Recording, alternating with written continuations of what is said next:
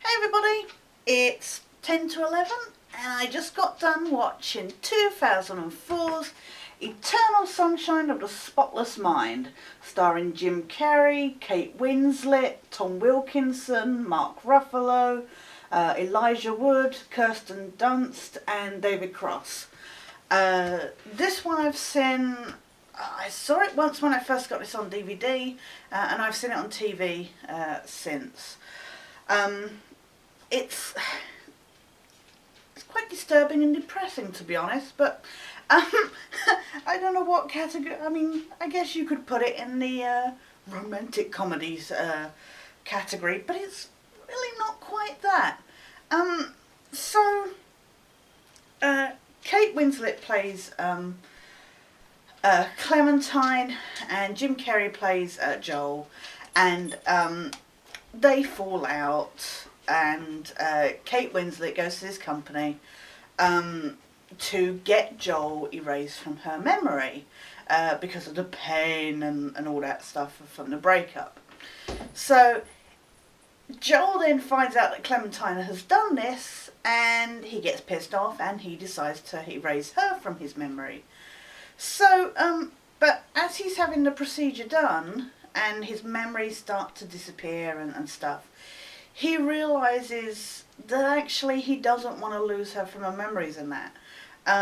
And, you know, it's that kind of thing where it's teaching us to be grateful for what we've got. You don't realise what you've got until it's gone and stuff like that. And that's a big lesson, not only in relationships and love, but also generally life. This is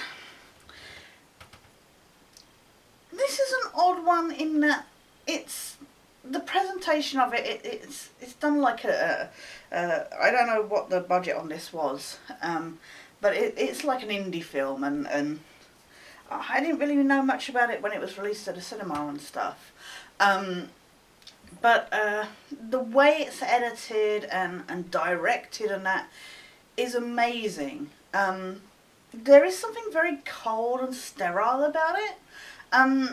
But I think that's kind of the point, especially as I've said before.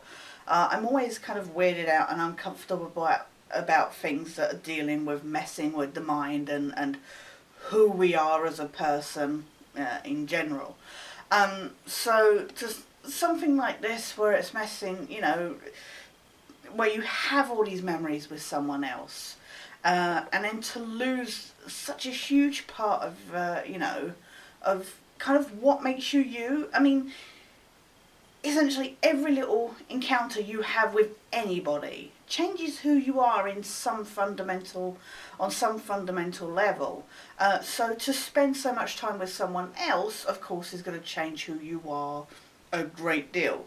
And I don't mean that to sound any profound or anything like that, but I'm just saying generally it's an interesting study kind of thing of what it does. And then, like I say, when you see Joel realising, actually, I don't want to lose these memories of this time together and that time together and stuff. It's really well done. And as you show, because he's asleep while this procedure's being done, and you see like him realising what's going on, and there's the part of him that's viewing the memories, and it gets a little complex in that way. But I love that because you have to think about it, and you have to think about the approach and stuff. And it doesn't really feel like it's hand-holding you through that process. It does kind of feel a bit kind of, you need to understand it to follow it completely.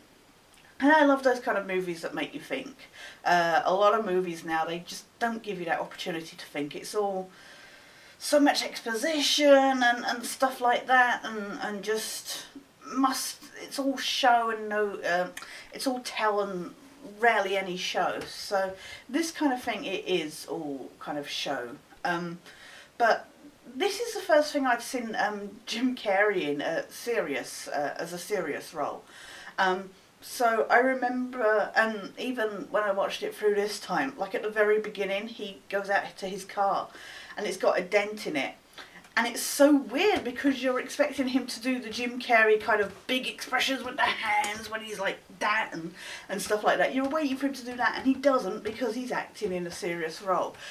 And he's really good at it, and it's easy to forget that although he has some moments in this film where he's escaping to his childhood and stuff like that, it's very easy to forget how much of a very over-the-top, expressive kind of comedian he is.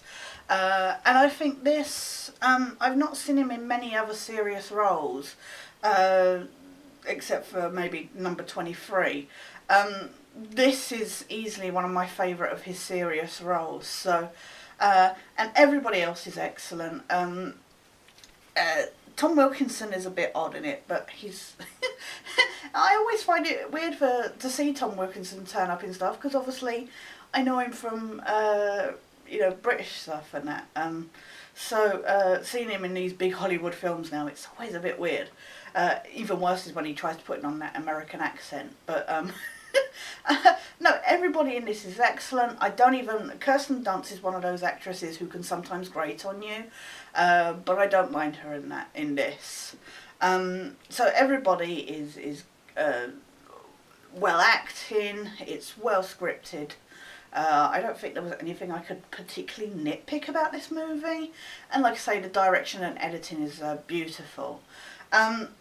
But like I say, for the most part, this is other than the it's a very disturbing movie. Like I say, a lot of the sudden jump cuts and there's some imagery of like people with no faces, or trying to turn somebody to see their face, only they just keep turning, the back of the head keeps showing. It's kind of nightmarish on some level. And really, this is so depressing.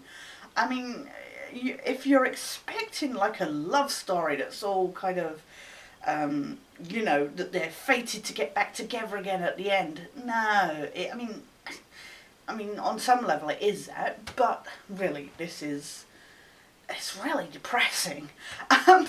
So if you don't mind something that's that little bit different from your normal kind of chick flicky romance, then this is a really good movie to pick up.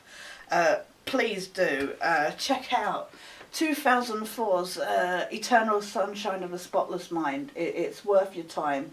It's about an hour and 40 minutes long, so it's not too long. Sometimes it feels like it's longer than it needs to be, but nothing at the same time feels too extraneous. So if you get the chance, please do pick up Eternal Sunshine of a Spotless Mind, because that was tonight's movie, and we'll be back tomorrow. For now though, this is Sketch, signing out.